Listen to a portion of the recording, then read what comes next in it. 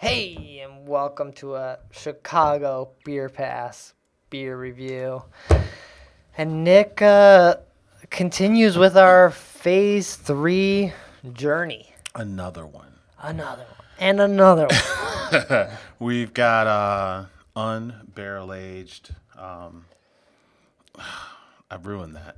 It's a non-barrel aged stout. Okay. Yeah.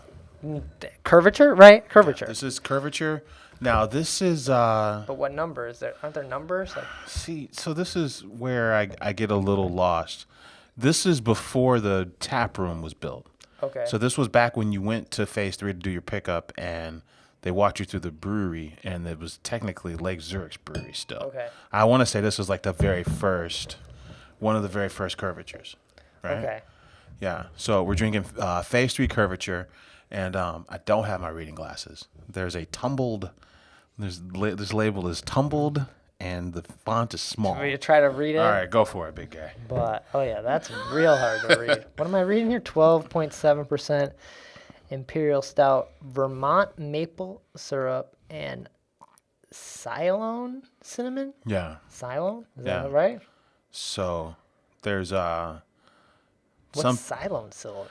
Right. I think, and we should have been more prepared. We are never prepared on Beer Pass.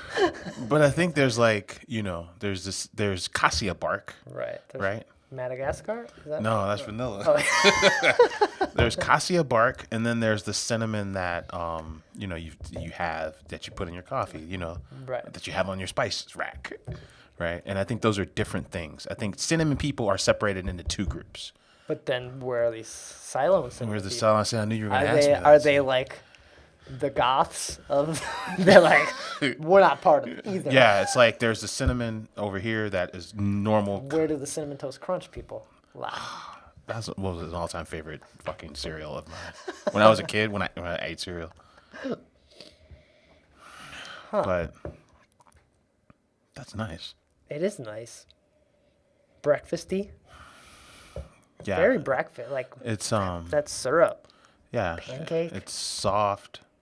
It's inviting. Vermont bridges, covered bridges, autumn leaves. I mean, Brad's fucking around, but it does. It makes you feel like that. It makes you feel like, okay, it's tailgating weather. It's Some pecan pie. back in the the pit. What do you call that pit that you start the fire in? The fire pit. Yeah, like the fire pit. It's fire pit weather. It's it's hoodie. It's hoodie weather.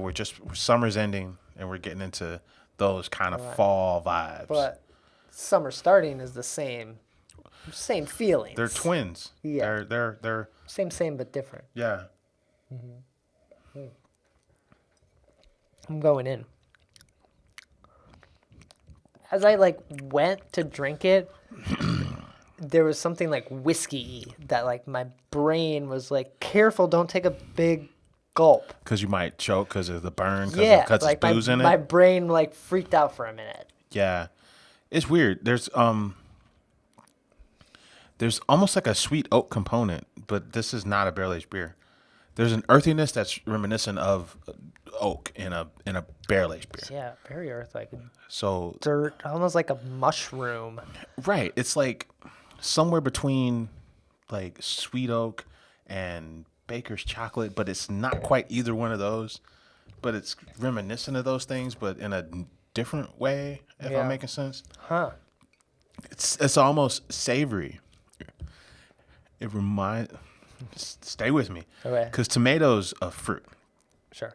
and I've had green tomato dessert with it was at some Mexican restaurant, and it was their opening, and one of the items, probably a test item, was this weird. They were like, tomatoes are fruit. Try this green tomato dessert with chocolate ice cream and fresh shaved chocolate on top of that.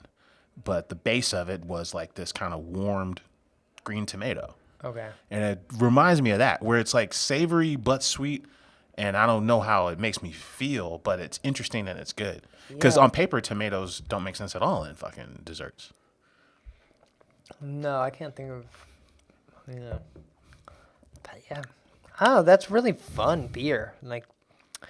That's a big ass beer for the two of us to drink here. Would you So say 12%? it's 12.7%? Yeah.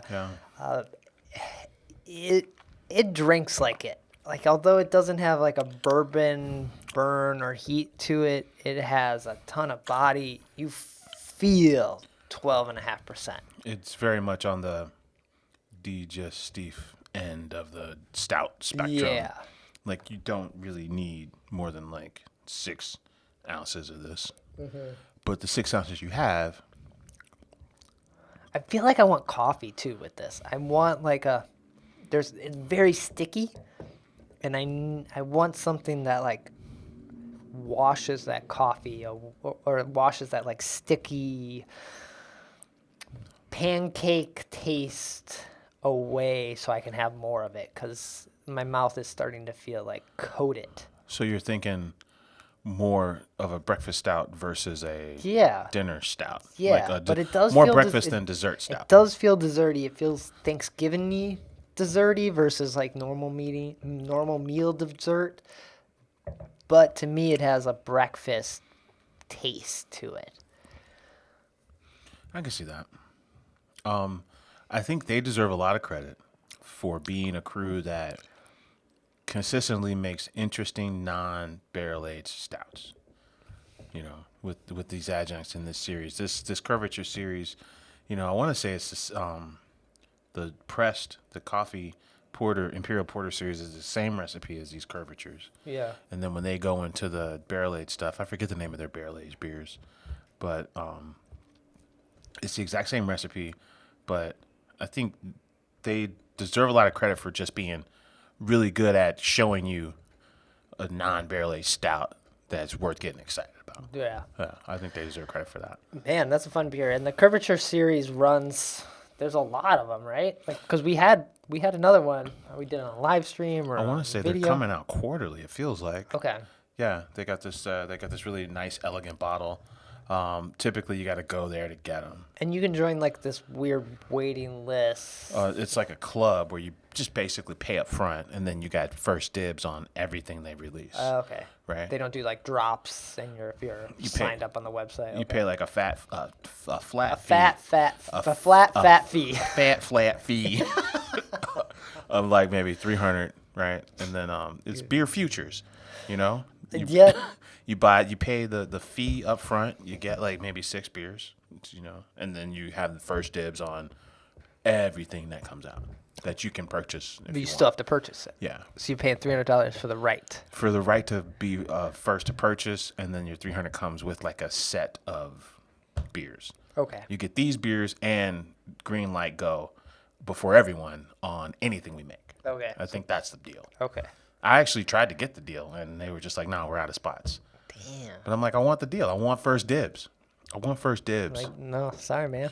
I tell you, more than any other brewery, if any other brewery that's doing this kind of program, I want it theirs. I want it to win that one, you know, just because I dig their stuff.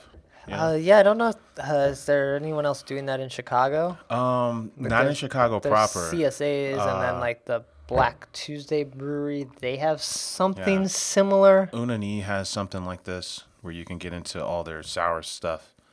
Whiskey Hill, after they took second at Fobab, they decided the next day, very smart, next day after they Beer won, futures. we get in on these beer futures. Hurry up now, you know, while supplies last. But not a lot of folks are doing it locally. Okay. Yeah, but like to your point, it does stem from the crews that started this kind of thing were like the brewery in Southern California. Right. They're one of the godfathers of that whole idea. Like, Future beer releases. buy a membership, and then we'll just give you everything. We'll give you first dibs on everything for the year if you just buy the membership. Yeah. And it's stupid, but also keeps the brewery with capital, and you are guaranteed beer, and the brewery, I don't know, like, you're going to hope they make good beer, but they can also phone it in if they want. They could be like, this one sucked. Oh, well, Here they you paid go. for it. Take it. There's the second sip. I'm getting a little bit of like a Second, that was like your fifth. you know, after multiple sips, there's like a root beer, like a root beer candy thing. You know, Okay. those A&W root beer candies, hard candies. I'm getting a little bit of that in there. I was on the verge of like, I feel like any more, and they started to hit this like burnt cigarette kind of taste. But it's like, I see it or I feel it's coming, but it's like not there. It's like a perfect like cutoff. Something about the Ceylon and the maple syrup is giving me, for some reason, almost like a creme de menthe liqueur vibe. Okay. Just a little bit. Nick's all about these candies in your pockets. You should have saw us earlier. I'm talking about like Brock's candy. It was so fucking weird, like Brock's gummy candy. But I'll tell you, that's how I felt. I don't know. But yeah, phase 3, man. Yeah, thanks for sharing this one. It's fun. If you can somehow get in on the membership, get it. If you go to a bottle share, someone has these, go after it. Don't go after, the Hop Slam or the Dark Lord. I tell you, I think if Dark Lord tasted like this, Dark Lord would be all right. Yeah, it's throw some secret cinnamon in it. I think we act like we like Dark Lord. But really what we want is something that tastes more like what's going on here. Yeah. Yeah, if we're just being honest, which, honesty's overrated, but if we're being honest, I think that's what we would want. True. Yeah. Nice. Well, yeah. I'm sure we're going to sip on this bottle some more. There's a lot to drink, and it's very tasty. So take care. Cheers.